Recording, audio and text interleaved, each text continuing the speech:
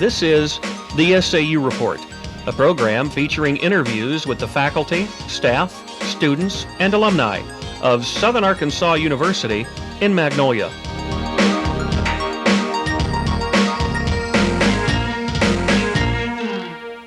Welcome to this special Campaign 98 edition of the SAU Report. I'm Tina Davis. And I'm Amanda Black. With us today is a very special guest, Democratic candidate for governor, Bill Bristow. Mr. Bristow grew up on the family farm in Strawberry, Arkansas, attended the public school system there and graduated as its valedictorian. He earned scholarships to both Lyon College and Harvard Law School and graduated with honors from both. He returned to Jonesboro, where he practiced law for more than 20 years now. Welcome, Mr. Bristow. Thank you. It is my pleasure to be here with you today. Thank you. Mr. Bristow, tell us about yourself and where you're from and how you overcame your situations. You know, I was really blessed to grow up on a farm near Strawberry up in northeast Arkansas. I had two loving parents who taught me religious values, the value of the work ethic. We hired ourselves out to other farmers that baled their hay, fixed their fences, chopped and picked their cotton. And something we also did a lot is we farmed okra commercially. And we had 7 acres of okra, which you have to pick every day in July and August and September. You have to dress up like you're out to visit a beehive, because if the okra plant touches your face or your hands, it will break you out. And my father said it is sure a good thing that he had a lot of kids, because you couldn't hire people to pick okra like that. Well, we noted that your work career has spanned more than 20 years as a lawyer. You've been a plaintiff's lawyer, a defendant's lawyer, you've had some criminal defense work, and now you've entered the realm of politics to seek the governor's spot. Will you be able to bring your work as a lawyer and take that into the governor's spot? You know, one of the key things with the practice of law is listening to people, and also being able to understand the various problems that people have, the various problems that businesses have. But I think the most important thing is developing the ability to listen. And I have a real belief that government can make a positive difference in people's lives. Now, government is not the answer for everything. We have to have a lot of individual responsibility, a lot of individual accountability. But there are some areas where government can make a positive impact. For example, a group of folks getting together are not going to be able to build highways. And as we were driving down to Magnolia today, I have been saying this for months and months, and again I commented today how badly we need some repairs on our interstates, and a community like this needs to be linked to the rest of the state by a safe, efficient 4-lane highway. So those are areas that you can take that experience that you've had in the real world of business and can make a positive difference in Arkansas, I believe. Mr. Bristow, what made you go into politics? I wanted to make a positive contribution. I have listened to people and have ideas about things that need to be done. And when I was growing up, to get from that small farm to college and then to law school, there were people who gave me help. They gave me a hand up. They made a positive difference for me. And I would like to take what I have learned by experience and all the books that I have read and to apply those principles and help make a positive difference for other citizens and children and grandchildren. Well, it seems, Mr. Bristow, that in past campaigns, for example, Bill Clinton's presidential bid, that the young people's vote was aggressively sought out and recruited to either help in the campaign or to target that vote, to say we need fresh ideas, we need to go forward with young people. Are you recruiting the young vote, or are they playing a role in your campaign? Absolutely. The young Democrats of Arkansas, when the rumors were flying around last fall that I was considering making this race more than any other group.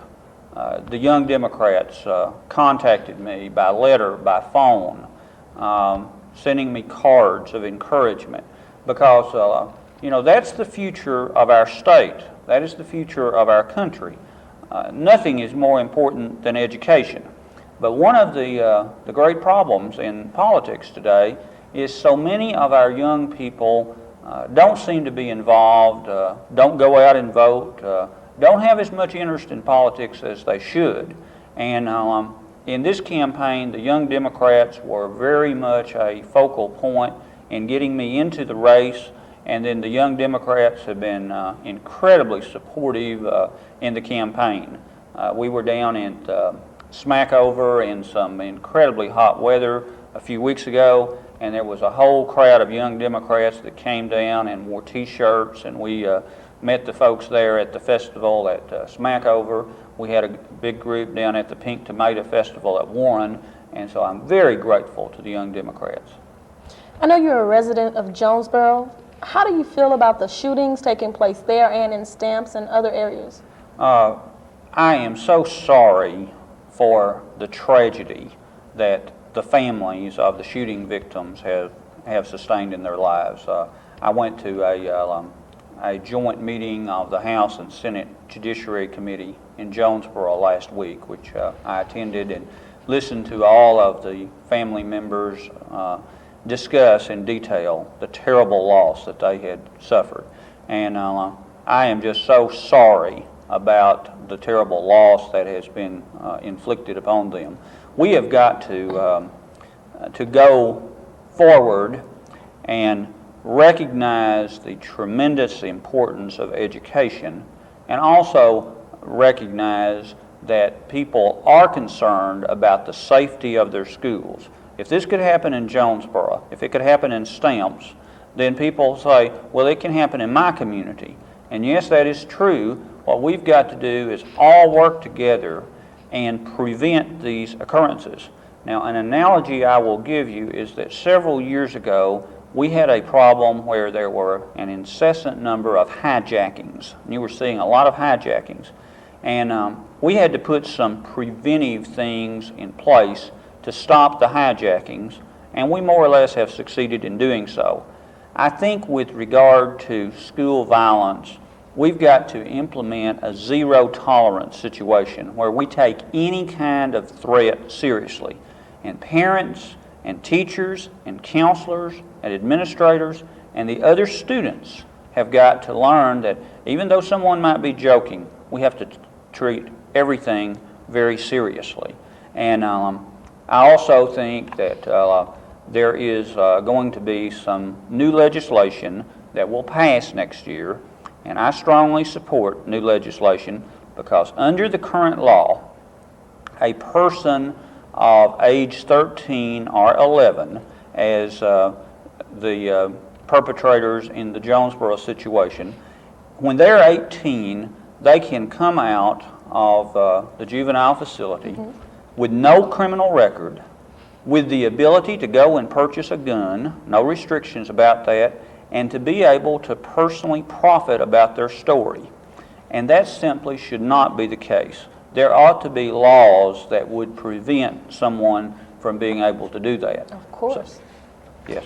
Well, and many Arkansans are concerned about juvenile crime, but recent news reports have brought up another area of concern, and that's juvenile punishment. There's been some reports of scandal and abuse in the Department of Youth Services. There are several wildlife facilities. There's one in Magnolia. There's one in Louisville in Lafayette County. Yes. And what ways do we need to look at that? I mean, we do need to house them. We need to work towards rehabilitating them, but is this a safe place to send our children who are committing these crimes? Well, based on the series of articles that have recently run in the Arkansas Democrat Gazette, which exposed some really horrible instances of mistreatment and abuse, that is a legitimate concern.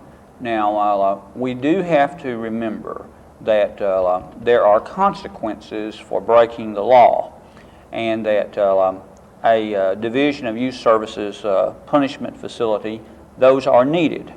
But the state of Arkansas has a responsibility when it takes custody of someone to treat that person safely, and that person does not need to be mistreated by other people who are also being incarcerated there or by members of the staff. And the first thing we've got to do is to say what happened here is wrong, and we've got to go forward and make sure that it doesn't happen again, because the children have needs to make sure that does not occur again. The other thing, though, there is some responsibility and accountability that our current officials will have to accept. And I will make this statement. My opponent in this race, in August of 1997, after he had been governor for some 13 months, not when he just came into office, but he'd been governor for a while, he admits that he had on his desk a memo that said there are founded cases of abuse and mistreatment, and there are allegations of rape. And he initialed that memo and read it, and yet 8 months go by that there's no questions or follow-up about what is the abuse, what is the mistreatment, was there really a rape, have we taken corrective action, are we doing something about that? And the statement that I would make about that, if you had a general at a military base that had a memo like that, initialed it, and took no action for 8 months, and allowed that situation to continue for 8 months, that general would be court-martialed. And I do think that that is a legitimate issue to talk about with regard to the governor's performance of his duties, the fact that the governor initialed that memo, read it, and took no action. Would that open the state up for potential lawsuits if, because of that situation? As an attorney, maybe you can answer that, but it seems like there might be some potential litigation that could be filed against the state. Well, when one is in a position of authority and one knows something or has reason to know, then that's normally the legal standard that courts get concerned about. And certainly when you have, I believe in what Harry Truman said, the buck stops here. In our state, the governor is where the buck stops. And so when it is on the governor's desk, there's a memo there saying all this, and the governor initialed it, admits that he read it, then certainly he knew and had reason to know. So that is a potential problem down the road, but what we've really got to focus on is making sure that these juveniles are not mistreated further. We've got to take corrective action so that this never happens again. Mr. Bristow, since you're here on Southern Arkansas University's campus, what are your views on higher education, and what did that higher education mean for you? I am tremendously interested in education at all levels. The most flattering thing that has been written about me in this race is a columnist referred to me as, quote, the education candidate, unquote. And so education is the bridge that allows persons to escape poverty, to get out of that okra patch and to make something of myself. Education was the key that allowed me for that to occur. My father was not an educated man, but he understood the importance of education. And he and my mother purchased for my use a set of encyclopedias years before they purchased the family's first television set. That's the kind of commitment to education that I was lucky enough to grow up in. And I have been a member of the Board of Trustees of Lyon College, a private institution of higher education in Batesville here in Arkansas, for many years. And all those years I've served on the Education Committee. So I believe very strongly in education. I believe that we have to strengthen our educational standards as opposed to weakening educational standards. And I think that particularly with regard to elementary and secondary education, instead of the 3 R's, reading, writing, and arithmetic, we have to have the 5 R's. And so I add a 4th R, respect, and a 5th R, responsibility. And I think that the way we accomplish that is we put the teacher in control of his or her classroom. We've got to have more autonomy, more independence with the teachers.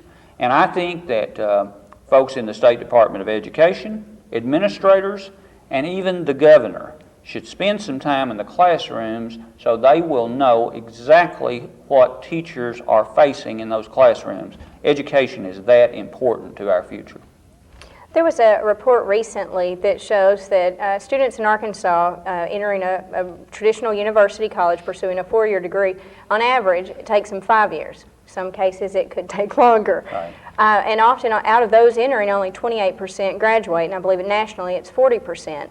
And educators are saying that students are ill-prepared from their elementary, high school days, that economics could be a reason, and another factor might be a student's lack of self-discipline. As governor, what involvement would you take with the state to try to see that that trend continues so that we can maybe attract more people here so we say we've got a trained workforce? Yes. Education is our key for what I want to see is better, higher-paying jobs. Now, how do we get better, higher-paying jobs? I think there are 3 things we need: education, workforce training, and highways. And then we need an approach to economic development that will aggressively bring in these better, higher-paying jobs, not just to little pockets of prosperity in Arkansas, but in communities throughout our state.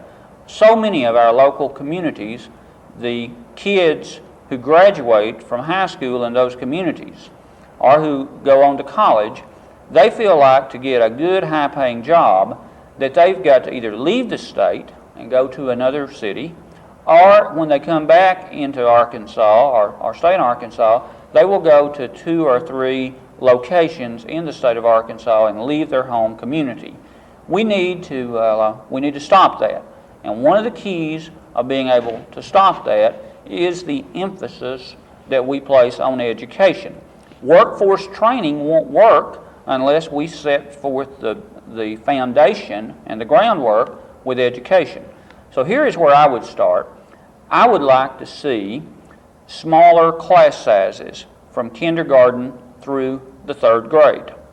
I would like to see us have a program where we absolutely say, at this level, this is what we expect a child to be able to do, like make change, talk about how many multiplication tables, something very specific. And then we would say to parents, we expect you to take this action to make that happen, and I want to see homework. I think homework creates a work ethic, it instills discipline, it instills dedication, a sense of commitment. And it is absolutely imperative to solve the problems that you are talking about, that we do that in kindergarten and the lower grades, and to continue that emphasis on standards and work ethic and discipline from that foundation in the lower grades all the way through high school.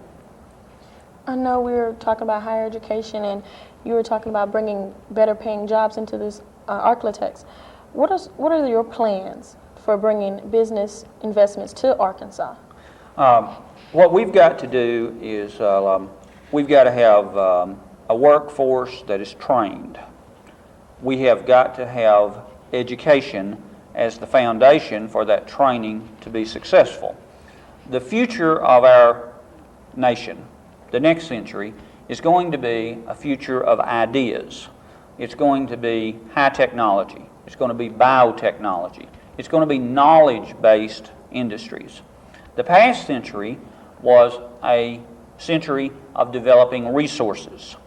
And ideas such as rural electrification, land grant colleges, that worked well to develop resources. But the next century is going to be ideas. And so what we've got to do is develop the education and the workforce training. Now, we also have to have highways. And then the change about economic development to bring in these jobs. The current governor is focusing on tourism and expanding jobs with existing industries. And both of these endeavors are fine. Tourism produces some economic benefits for local communities, and tourism is good. Expanding jobs with existing industries, that is also good. But we've got to not only do those two things, we've got to go in and aggressively bring in better, higher paying jobs. Because if you are in a city or a county which is not a tourist attraction and doesn't already have industry, under the governor's policy, you never get a place at the table. You can't add jobs. You aren't going to have tourist attraction. So what I think we should do is continue to develop tourism as best we can, support the expansion of existing industry, but also the state needs to work with every local city and county in recruiting better, higher paying jobs. Now, we can recruit all day, but when someone comes in from out of state, there are two things in particular they're going to look at.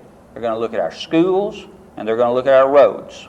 And if they don't think that we pass muster with schools and roads, then we're going to have an awfully hard time bringing in those better, higher paying jobs. So it all kind of has to work together. But I think the key is going to be better schools, better roads, and I think government can help in accomplishing that. There have been, when you talk about roads, I mean, there's been much talk about the poor condition of Arkansas's highways. There's been many efforts in the past to try to increase funding, but basically it's just been all talk and little action. There's two different commissions, I believe. The governor set up one to talk about what we need to do. There's the Highway Commission. What's your plan? What we need is leadership. I think the state is looking for leadership on the issue of highways. Now, the governor at the most recent debate at Camden said that what the people wanted was fellowship. Well, that's an area where I must respectfully disagree.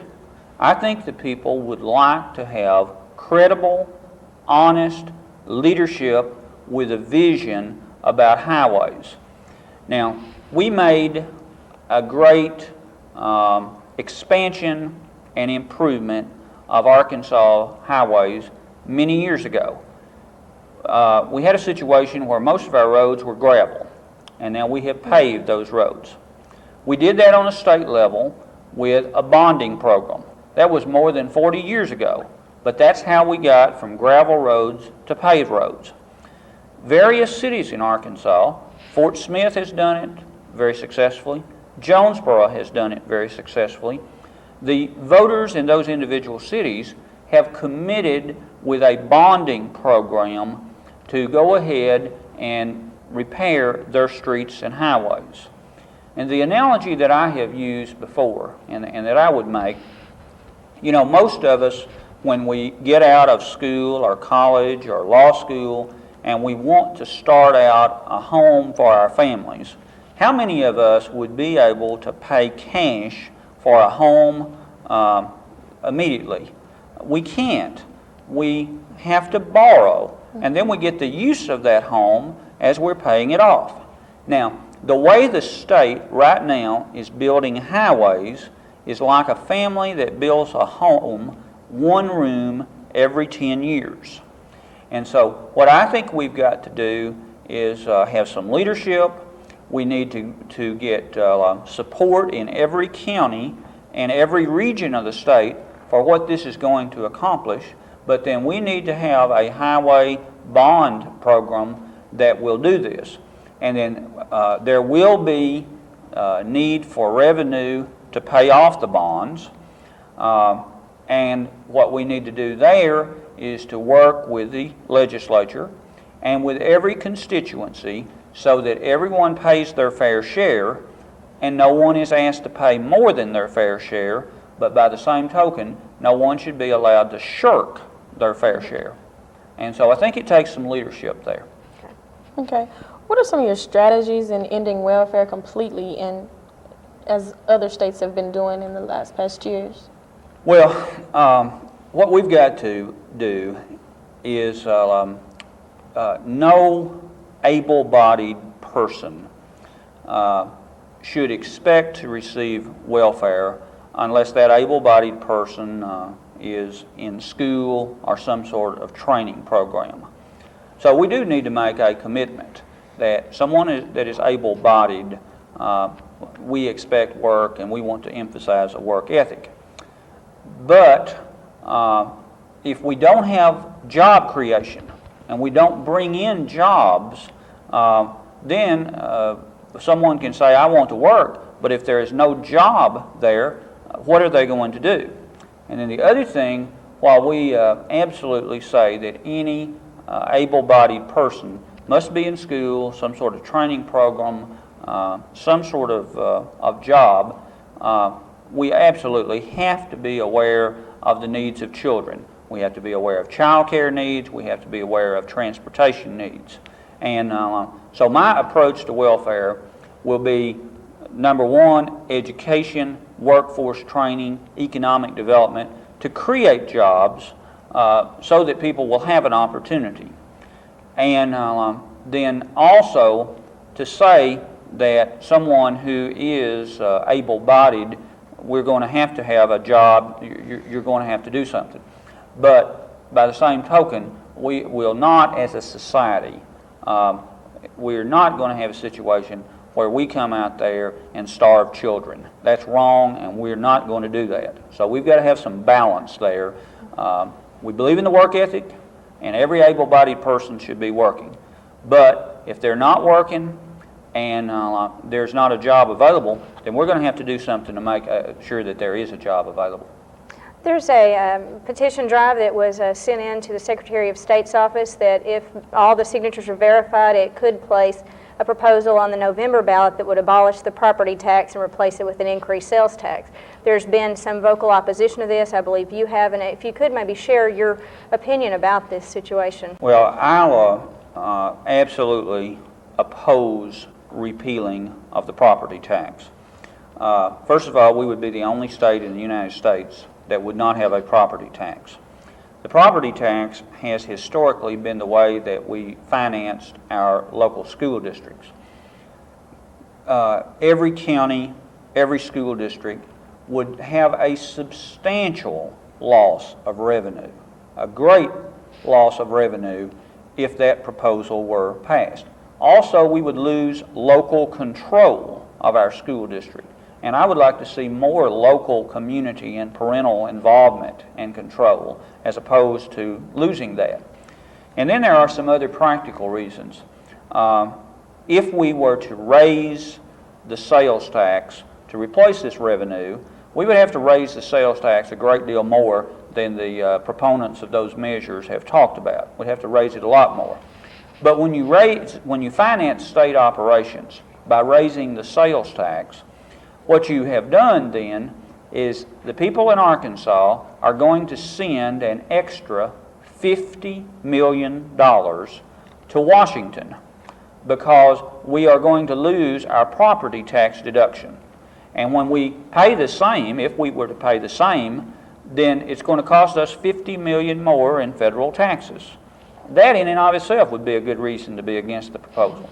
The other thing, though, think about how many large corporations own buildings,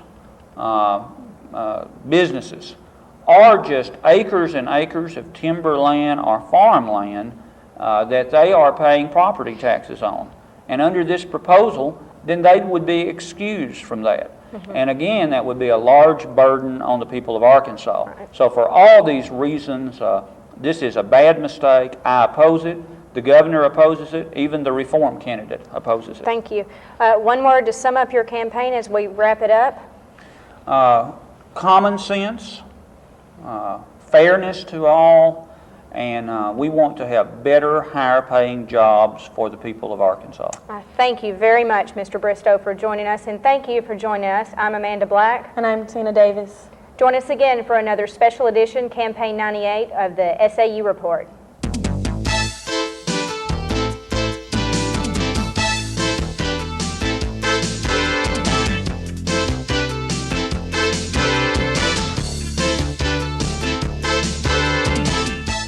The SAU Report is a production of broadcast journalism students in the Department of Theater and Mass Communication at Southern Arkansas University in Magnolia.